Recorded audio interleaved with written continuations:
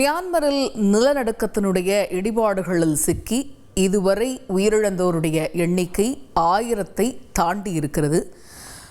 இது பற்றிய முக்கிய செய்தியை பார்த்து வருகிறோம். இது பற்றி மேலும் பல்வேறு தகவல்களை நம்மோடு பகிர்ந்து கொள்வதற்காக இணைகிறார் எமது அரசியல் பிரிவு ஆசிரியர் ஹரிஹரன். அவரிடம் பேசுவோம்.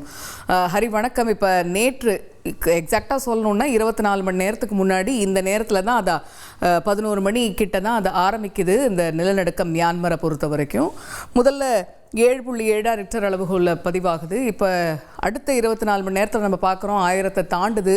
இன்னும் பலி எண்ணிக்கை உயரும் அப்படின்னு எதிர்பார்க்கப்படுதா? இடிபாடுகளில் சிக்கி இருக்கிறவங்களை மீட்கக்கூடிய பணி எப்படி நடந்துகிட்டு இருக்காங்க?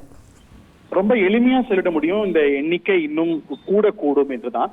1002 இடிபாடுகள்ல சிக்கி இந்த நிலநடுக்கத்தால உயிரிழந்தவர்களுடைய எண்ணிக்கை 1002 என்று அந்த அரசு தற்போது அறிவித்திருக்கிறது. Still counting. இந்த எண்ணிக்கை இன்னும் கூடவே செய்யும்.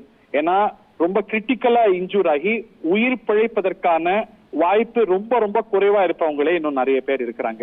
இந்த எண்ணிக்கையும் கூட ஒரு பிஞ்ச் ஆஃப் சால்ட். நம்ம அதை அப்படியே எடுத்துக்க முடியாது. ஏன்னா மியான்மர்ல நடப்பது ராணுவ ஆட்சி, தகவல் வெளிப்படைத்தன்மைக்கு பெயர் போன ஆட்சி அது அல்ல. அதனால எண்ணிக்கையெல்லாம் அவ்வளவு துல்லியமா நம்ம எடுக்க முடியாது. ஆனா ஒரு விஷயத்த எளிமையா சொல்ல முடியும், இப்போ நமக்கு ரிப்போர்ட் ஆயிருக்கக்கூடிய எண்ணிக்கையை விட அதிகம் இல்ல இந்த எண்ணிக்கை கூடும் என்று சொல்லிட முடியும். ஆனா ஒரு சவாலான இக்கட்டான சூழலை மியான்மர் ஏற்கனவே ஒரு சிவில் வார், ஒரு உள்நாட்டு யுத்தம் எல்லாம் சந்தித்து வரக்கூடிய நிலையில, இங்க ராணுவ ஆட்சி நடந்து வரக்கூடிய நிலையில இந்த ஒரு இக்கட்டான சூழல்ல தான் இந்த பூகம்பமும் கூட வந்திருக்கிறது அப்படிங்கிறத பார்க்கின்றோம். பல நாடுகள் உதவிக்கரங்களை நீட்டி இருக்கிறாங்க. பல நாடுகளால ஒதுக்கப்பட்டிருக்கக்கூடிய மியான்மர் அரசு இந்த ஒரு இக்கட்டான சூழல்ல உலக நாடுகளுடைய உதவியை வெளிப்படையாகவே கோரி இருக்கிறது அப்படிங்கிறத பார்க்கின்றோம்.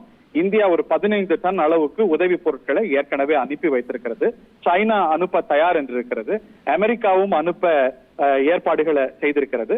உலக நாடுகள் கரம் நீட்டி இருக்கிறார்கள் இந்த இக்கட்டான சூழல்ல மியான்மருக்கு உதவி செய்ய. மியான்மருடைய 2வது பெரிய நகரம் மாண்டலே தான் இந்த பூகம்பத்தால அதிகம் பாதிக்கப்பட்ட நகரம் என்று கணக்கிடப்பட்டிருக்கிறது. மற்ற பகுதிகளும் கூட பாதிக்கப்பட்டிருக்கிறாங்க. அங்க ஒரு உட்கட்டமைப்பு அப்படிங்கிறதே ரொம்ப பலவீனமா இருக்கிறத பார்க்கின்றோம். இந்த மீட்பு நடவடிக்கைகள் எல்லாம் கூட ரொம்ப மந்தமாகவே நடைபெற்று வருகிறது. சில காட்சிகள்லாம் நம்ம பார்க்கும்போது வெறுங்கையால இந்த மீட்பெல்லாம் வீரர்கள் செய்து வர்றாங்க அப்படிங்கிறத பார்க்கின்றோம். இன்ஃப்ராஸ்ட்ரக்சர் இப்படி பல இனங்கள்ல அங்க ஏற்கனவே பாதிக்கப்பட்டிருக்கக்கூடிய மியான்மர் அரசு அமைப்பு இதனால் இன்னும் கூட திணறி கொண்டிருக்கிறது அப்படிங்கறத பார்க்கின்றோம். ஒரு விஷயத்த சேஃபா சொல்ல முடியும், இந்த எண்ணிக்கை இன்னும் உயரவே கூடும் அப்படின்னு. பலி எண்ணிக்கை ஒரு பக்கம், 2000க்கும் மேற்பட்டோர் இதனால படுகாயம் அடைந்திருக்கிறாங்க அப்படின்னு சொல்லப்படுகிறது.